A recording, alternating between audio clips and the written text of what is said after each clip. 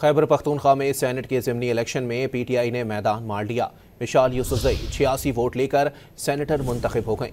वज़ीर आला अली अमीन गंडापुर समेत दीगर अरकान असम्बली ने हक़ राय दही इस्तेमाल किया। खैबर पख्तूनख्वा में सेनेट की एक खाली नशिस्त पर ज़िमनी इलेक्शन सूबाई असम्बली में हुए।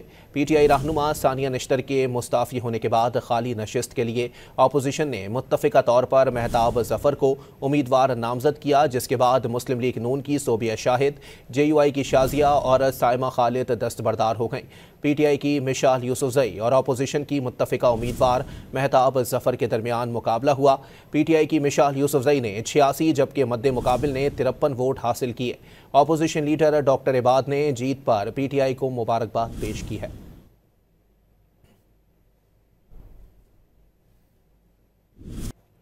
खैबर पख्तूनख्वा में सेनेट के ज़िमनी इलेक्शन में पीटीआई ने मैदान मार लिया। मिशाल यूसुफजई 86 वोट लेकर सेनेटर मुंतखब हो गए।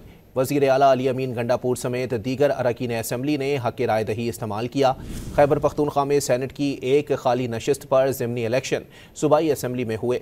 पीटीआई रहनुमा सानिया निश्तर के मुस्ताफ़ी होने के बाद खाली नशिस्त के लिए अपोजिशन ने मुत्तफ़िका तौर पर महताब जफ़र को उम्मीदवार नामजद किया, जिसके बाद मुस्लिम लीग नून की सोबिया शाहिद, JUI की शाजिया और साइमा खालिद दस्तबरदार हो गईं। पीटीआई की मिशाल यूसुफजई और अपोजिशन की मुत्तफ़िका उम्मीदवार महताब जफ़र के दरमियान मुकाबला हुआ। पीटीआई की मिशाल यूसुफजई ने 86 जबकि मद्दे मुकाबिल ने 53 वोट हासिल किए। अपोजिशन लीडर डॉक्टर इबाद ने जीत पर पीटीआई को मुबारकबाद पेश की है।